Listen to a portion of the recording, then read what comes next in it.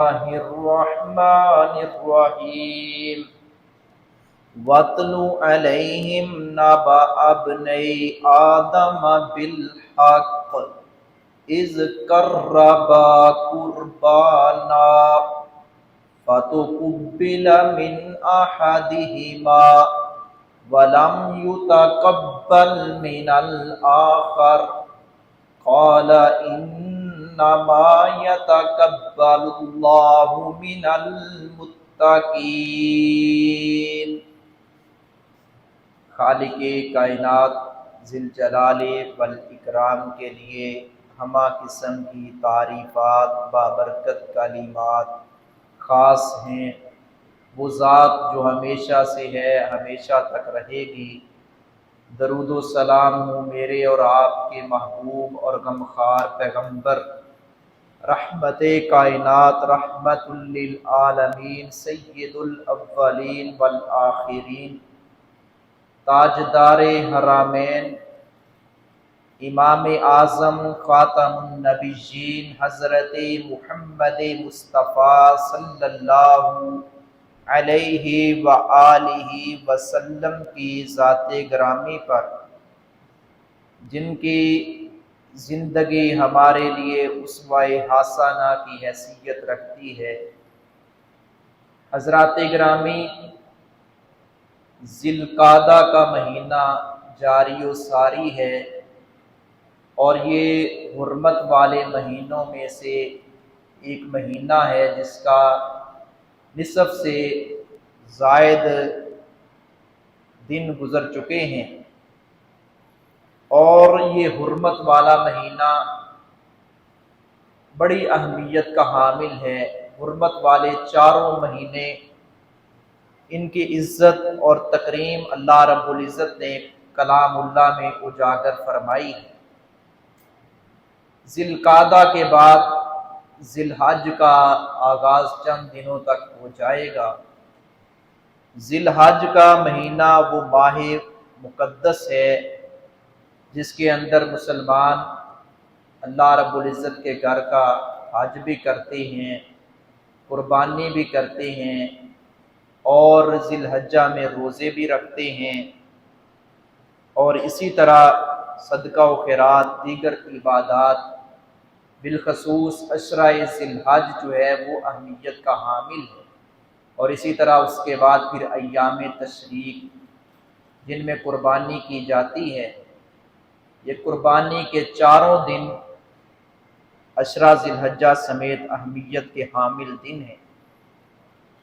چونکہ جن کو اللہ رب العزت نے توفیق سے نوازا ہے، ارادہ رکھتے ہیں قربانی کا، تو اس حوالہ سے چند معروضات آپ حضرات کے ہاں رکھنا چاہتا ہوں کہ قربانی کرنی ہے تو قربانی کے لیے کچھ شرائط بھی ہیں۔ قربانی جو شخص کر رہا ہے اس کے لیے بھی کچھ شرائط ہیں کہ وہ خود ان شرائط پر پورا اترے، اور جو جانور اس نے اللہ کے راستے میں قربان کرنا ہے، ذبح کرنا ہے، اس جانور کے اندر بھی کچھ شرائط کا ہونا ضروری ہے۔ اگر ان تمام شرائط پر پورا اترتا ہے قربانی کرنے والا، تو اس کی قربانی عند اللہ قبول ہوگی، وگرنہ اس کی قربانی قبول نہیں ہوگی۔ وہ گوشت تو کھا لے گا یا اپنے آپ کو تسلی تو دے لے گا، میں نے قربانی دے دی ہے، میں نے بڑا ستھرا جانور ذبح کیا ہے، مگر اللہ رب العزت اس کی قربانی کو قبول نہیں کرے گا، بلکہ وہ قربانی اس کے لیے وبال جان بن جائے گی، گلے کا پھندا بن جائے گی۔ یہ قربانی ہے کیا؟ یہ قربانی لفظ قربان قرب سے ہے، یعنی اللہ رب العزت کے قریب ہونا۔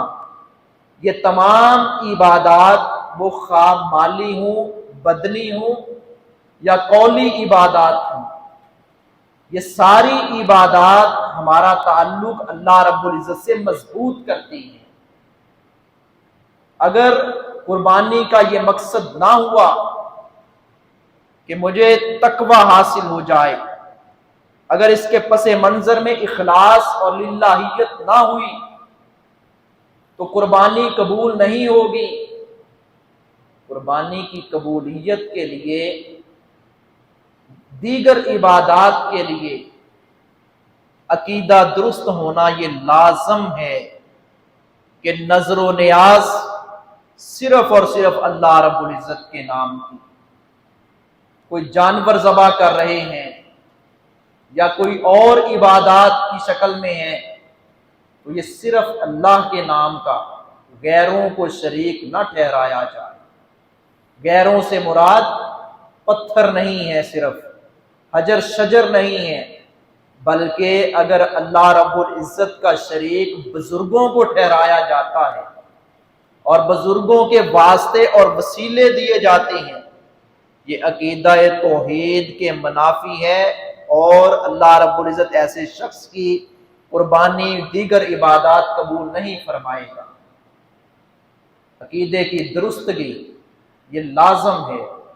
ابراہیم علیہ السلام کی سنت کو ہم زندہ کرتے ہیں تو ابراہیم نبی کی طرح عقیدہ بھی ٹھوس ہونا چاہیے، اور اس کے راہ میں چاہے سکا باپ آئے، چاہے حاکم وقت آئے، کوئی بھی عام و خاص ہو، اس کی بات کو تو ٹھکرایا جا سکتا ہے۔ رب العالمین کی توحید کے بارے میں کوئی کمپرومائز نہیں کیا جا سکتا، یہ سیرت ابراہیم سکھلاتی ہے۔ سیرت ابراہیم صرف یہ نہیں سکھلاتی کہ آپ جانور ذبح کریں تو آپ نے سنت ابراہیمی کو زندہ کر دیا۔ سیرت ابراہیم اعلیٰ کردار سکھاتی ہے، صحیح عقیدہ سکھاتی ہے۔ سیرت ابراہیم کامل مسلمان بنانے کی طرف لے کر جاتی ہے۔ عقیدہ درست ہو، عقیدے کے اندر کوئی کھوٹ نہ ہو، صرف اشارے دے رہا ہو، اور دوسرے نمبر پر اللہ کی رضا کے لیے وہ عمل کیا جائے، لوگوں کو دکھانا اور شہرت مقصود نہ ہو کہ لوگ کہیں اس نے بڑے جانور ذبح کیے ہیں، یہ بڑا سخی ہے، اس نے اتنے اونٹ کیے ہیں، اتنی گائے کی ہے، اتنے بکرے چھترے ذبح کیے۔ یہ اخلاص کا ہونا ضروری ہے، قربانی کے لیے بھی، دیگر عبادات کے لیے۔ تیسرے نمبر پر جو مال ہے وہ حلال کا ہو، اس کے اندر حرام کی ذرہ برابر آمیزش نہ ہو۔ اگر ہیرا پھیری سے، ٹھگی سے، فراڈ سے کمایا ہوا روپے پیسہ اس کی قربانی کر رہے ہیں، اس روپے پیسے کی آمیزش ہے اس قربانی کے جانور کے خریدنے میں، تو قربانی قبول نہیں ہوگی۔ لاکھوں روپے حج کے لیے لگایا ہوا اللہ منہ پر دے مارے گا۔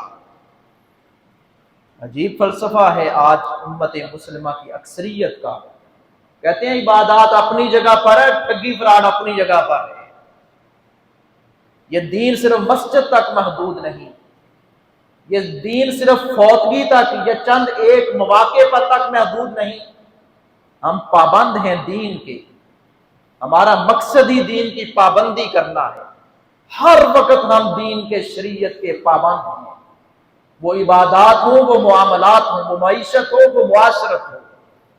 اگر دین کو نظر انداز کیا اور سمجھا کوئی بات نہیں ہے جی، اور تو بڑی نیکیاں کرتے ہیں، یہاں تھوڑا بہت اگر ہم فراڈ کھیل بھی رہے تو کیا ہو جائے گا، قربانی قبول نہیں ہوگی۔ چوتھے نمبر پر وہ جانور سنت کے مطابق ذبح کیا جائے، یہ نہیں نہ فلاں آستانے پر، فلاں درگاہ پر، فلاں خانقاہ پر یا فلاں بزرگ کے پاس فلاں جگہ پر لے جاؤں، وہاں جا کر ثواب زیادہ ملے گا، یا کوئی اور مقصد ہو اس کے پیچھے، اور طریقہ پیارے نبی کا اختیار نہ کیا جائے، اپنی خواہشات کو ترجیح دی جائے۔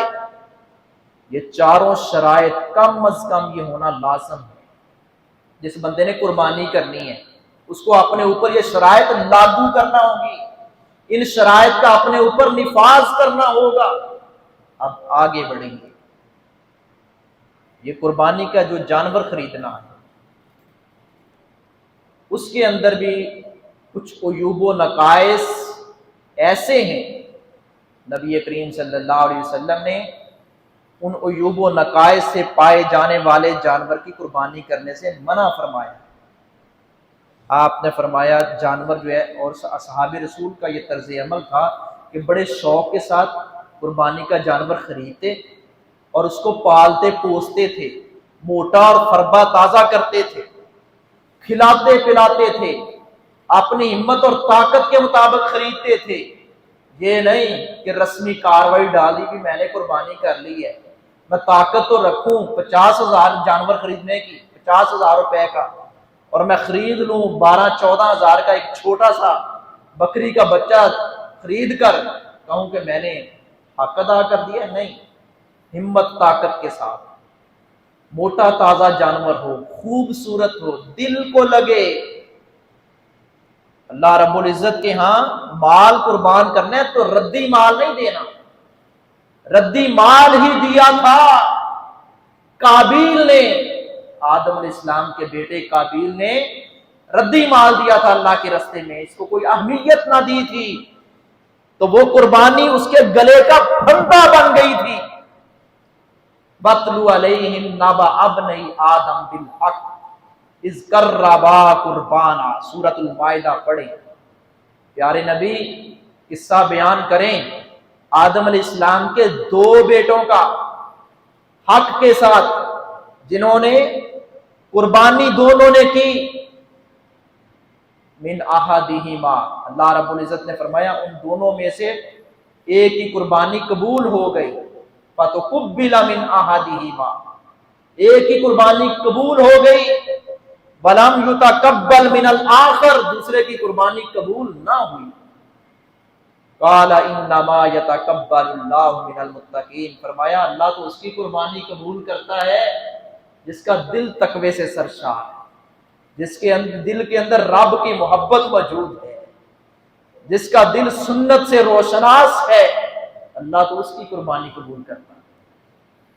قابیل کو غصہ آیا، حسد کا شکار ہو گیا، اس نے اپنے بھائی حابیل کو قتل کر دیا کہ یہ مجھ سے زیادہ مقام پا گیا۔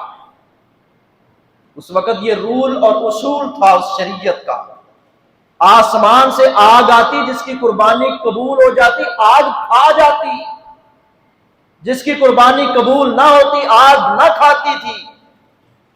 وہ ہماری قربانیاں آگ نہیں کھاتی، ہم خود کھاتے ہیں۔ پیارے نبی نے فرمایا تھا کلو بداخیرو، آپ نے فرمایا کھاؤ بھی، ذخیرہ بھی کرو، تقسیم بھی کرو۔ آگ آئے قربانی کھا جائے، آخرت میں تو ذلت رسوائی، جس کی قبول نہ ہوئی اس کو تو ملنی ہے، دنیا میں بھی بندہ کھجل اور ذلیل ہو جائے۔ اس قدر ذلیل اور کھجل ہوا حضرت آدم کا بیٹا قابیل، اللہ رب العزت نے فرمایا کہ اللہ اس کی قربانی قبول کرتا ہے جس کا دل تقوی سے سرشار ہے۔ اس لیے دل کے اندر یہ خالص ارادہ کریں کہ میں قربانی کرنے جا رہا ہوں یا میں حج کرنے جا رہا ہوں، میرا اور کوئی مقصد نہیں ہے، میرے رب کی رضا مجھے مل جائے، مجھے سب کچھ مل گیا۔ حضرات گرامی، قرآن کریم میں اللہ رب العزت نے یہ فلسفہ جگہ جگہ بیان کیا، فَصَلِّ لِرَبِّكَ وَانْحَرْ، بس نماز پڑھیے، نماز پڑھیے۔ اللہ رب العزت حکم فرما رہا ہے کس کو؟ محبوب کائنات حضرت محمد مصطفیٰ صلی اللہ علیہ وسلم کو۔ فَصَلِّ، بس نماز پڑھیے، لِرَبِّكَ، اپنے رب کے لیے۔ وہ ہم نماز پڑھنے آتے ہیں کس لیے؟ اپنے رب کے لیے۔ وانحر، اور قربانی کیجیے، قربانی کیجیے، کس کے لیے؟ رب کے لیے۔ ان صلاتی و نسکی و محیای و مماتی للہ رب العالمین، بلا شبہ میری نماز، میرا جینا، میرا مرنا، میری زندگی، میری قربانی، و نسکی و محیای، قل ان صلاتی و نسکی و محیای و مماتی للہ رب العالمین، سب کچھ رب العالمین کے لیے۔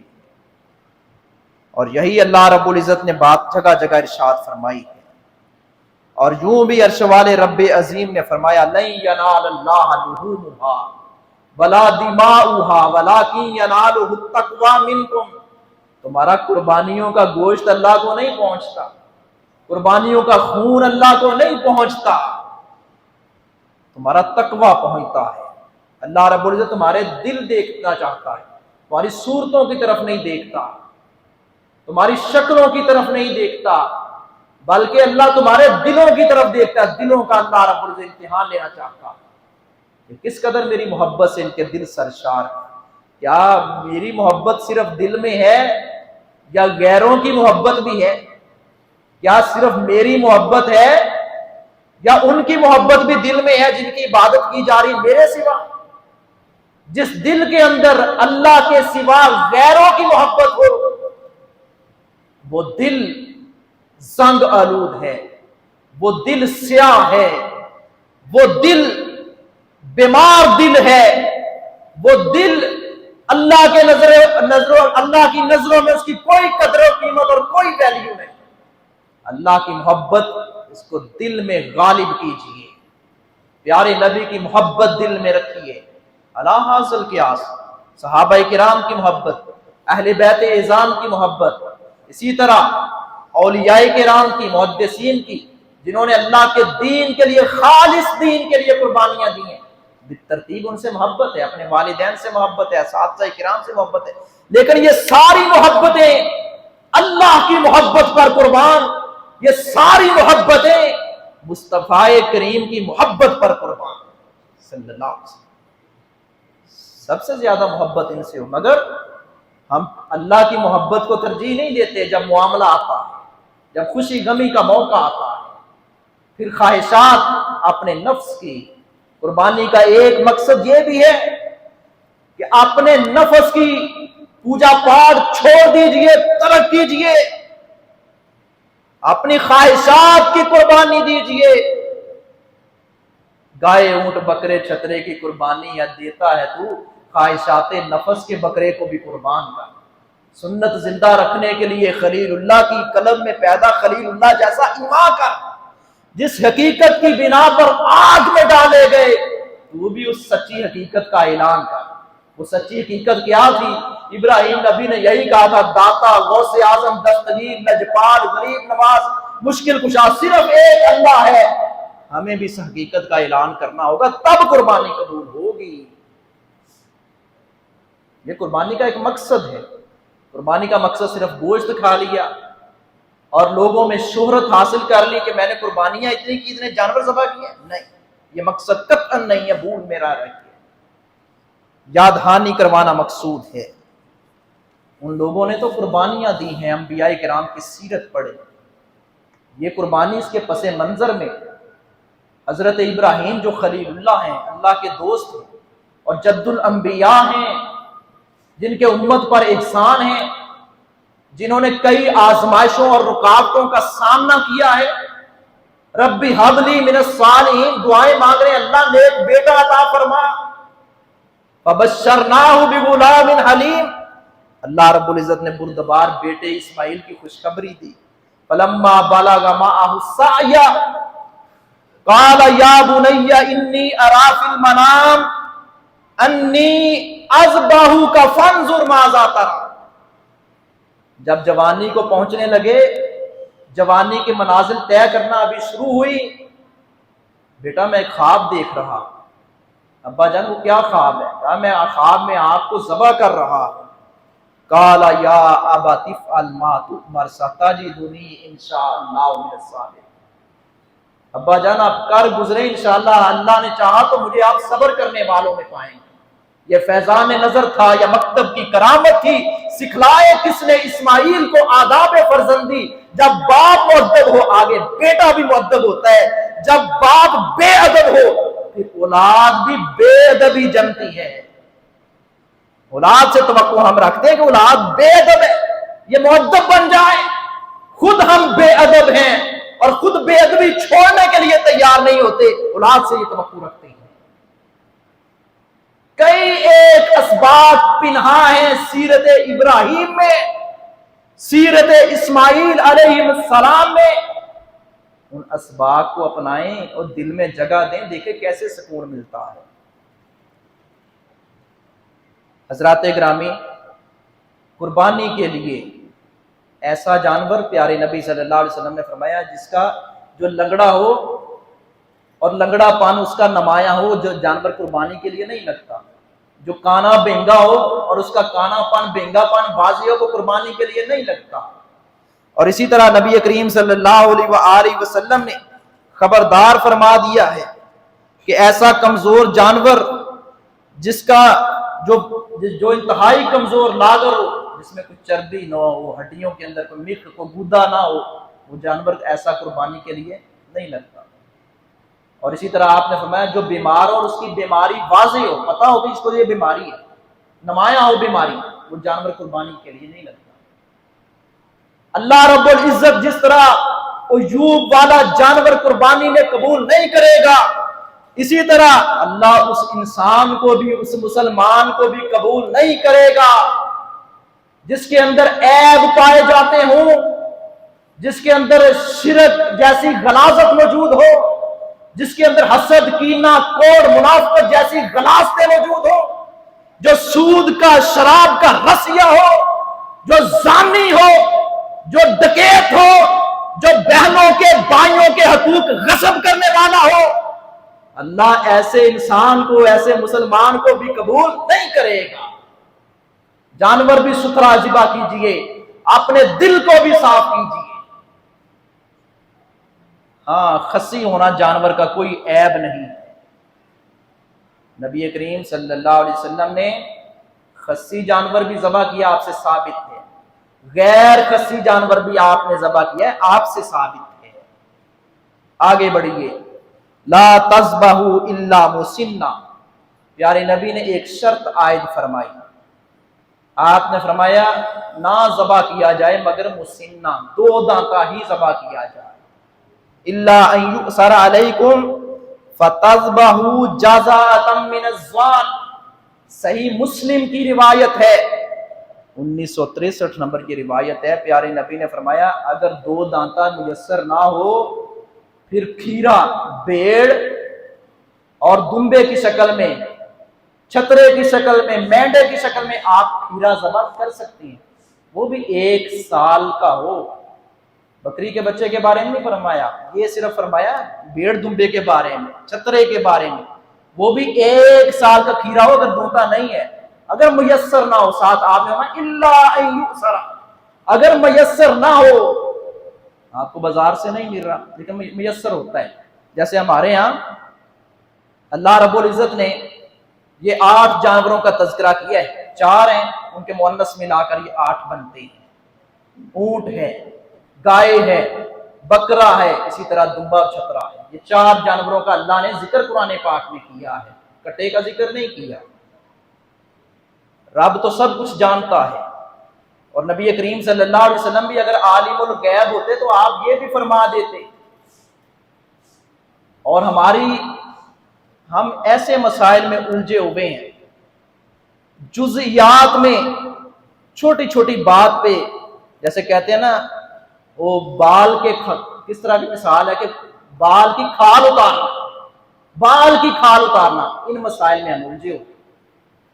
سود میں کھاتا رہوں، جوے میں کھیلتا رہوں، میرے کانوں پر جوں تک نہیں رینگتی، اور جب کٹے کی قربانی کی بات آتی ہے میں لڑنے مرنے تک جاتا ہوں۔ یہ کون سا اسلام ہے؟ 4 جانوروں کا مؤنث ملا کر 8 جانور، بکرا ہے، بکری ہے، دمبا ہے، اس کی مؤنث ہے، گائے ہے، اس کا مذکر ہے، اونٹ ہے، اس کی اونٹنی ہے، اس کی مؤنث۔ ان کا ذکر اللہ نے کلام اللہ میں کیا ہے، کٹے کا ذکر اللہ نے کلام اللہ میں نہیں کیا۔ بڑے بڑے علماء فتوا دیتے ہیں، سارے ہمارے لیے قابل احترام، لیکن بات ہے میسر ہونے کی۔ پیارے نبی صلی اللہ علیہ وسلم نے فرمایا لا تذبحوا الا مسنہ الا ان یؤثر، اگر میسر نہ ہو تو پھر آپ دمبا چھترا 1 سال کا کر سکتے ہیں، لیکن میسر ہوتا ہے۔ تو اس لیے ہمیں اسی چیز کو ترجیح دینی چاہیے جو پیارے نبی صلی اللہ علیہ وسلم نے اپنی پیاری زبان مبارک سے ارشاد فرمائی ہے۔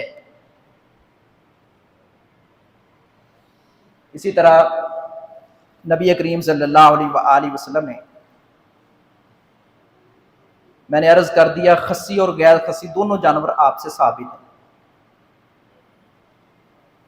और इसी तरह कई एक ऐसी चीज़ें भी हैं, कुछ बीमारियां तो वाज़ेह हैं, लेकिन कुछ चीज़ें अगर मिसाल के तौर पर जिसकी नबी सल्लल्लाहु अलैहि वसल्लम ने शर्त नहीं लगाई, शरीयत ने शर्त नहीं लगाई, मिसाल के तौर पर कोई बकरा है, छतरा है, उसकी दुम पर हल्की फुल्की खराश है या कटी हुई है, अहले इल्म ने इन दलाइल को सामने रखते हुए कि वो कुर्बानी के लिए जायज़ है। 4 बीमारियां तो आपने वाज़ेह तौर पर फरमाया है, उनकी हमें पाबंदी करनी होगी। उसके अलावा अगर कोई थोड़ा बहुत मसला है तो गुंजाइश मौजूद है।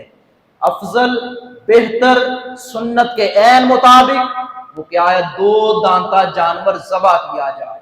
अगर मयस्सर ना होने की भी 2 सूरतें हैं। एक ये है कि बाजार में मयस्सर ना हो, दूसरा ये है कि जेब इजाजत नहीं देती, वो भी 1 साल का खीरा कर सकता है, जेब इजाजत नहीं देती कर सकता है। लेकिन इसको असल मसला समझते हुए दिल के अंदर कोई खोट ना हो। बाद लोग कहते हैं जी हम कट्टे की कुर्बानी इसलिए करते हैं, इसका गोश्त लजीज होता है। अल्लाह के बंदो, अपनी ख्वाहिशात को कुर्बान करना होगा। कुर्बानी का मकसद ही यही है कि अपनी ख्वाहिशात को कुर्बान करें। गोश्त खाना तो मकसद नहीं है, गोश्त तो खा लेंगे, लेकिन और इसकी फुक़हा ने बड़ी लंबी चौड़ी बहस की है कि 10 खसूसियात हैं गाय और भैंस में। उन्होंने बड़ी बरीकी में गए हैं कि उसके दूध का रंग उसके दूध का रंग फर्क होता है, उसके मक्खन का रंग उसका रंग फर्क होता है, उसके गोश्त का टेस्ट उसके गोश्त का फर्क महसूस होता है वाज़ेह तौर पर। और इसी तरह भैंस जो है वो गंदगी में भी बैठ जाती है, गाय जो है वो, इस तरह की लंबी चौड़ी बहसें हैं, हमें इन बहसों में पढ़ने की जरूरत नहीं है। खुलासा ये है, अर्ज ये कर रहा हूं, जब बाजार में गाय मुयस्सर है, जब बाजार में ऊंट मुयस्सर है, जब बाजार में बकरा और बकरी मुयस्सर है, मेंढा और छतरा मुयस्सर है, और जेब के अंदर रुपए पैसे भी हैं, सुन्नत भी यही है, कलामुल्लाह में अल्लाह का हुक्म भी यही है, फिर प्यारे नबी की सुन्नत को अहमियत क्यों नहीं देते? जब मानते हैं कि कुरान में ऐसे ही है, जब मानते हैं कि नबी करीम सल्लल्लाहु अलैहि वसल्लम 10 साल मदीना मुनव्वरा में रहे और आपने 10 साल वहां कुर्बानियां की हैं, आपने ऊंट ज़बह किए हैं, आपने बकरे छतरे ज़बह किए हैं, आपने गाय ज़बह की है, आपने मेंढा ज़बह किया है, तो फिर इन चीजों को क्यों नहीं तरजीह देते? आइए इन्हीं को तरजीह दें, इसी में खैर है। वमा अलैया इल्लल बलाग।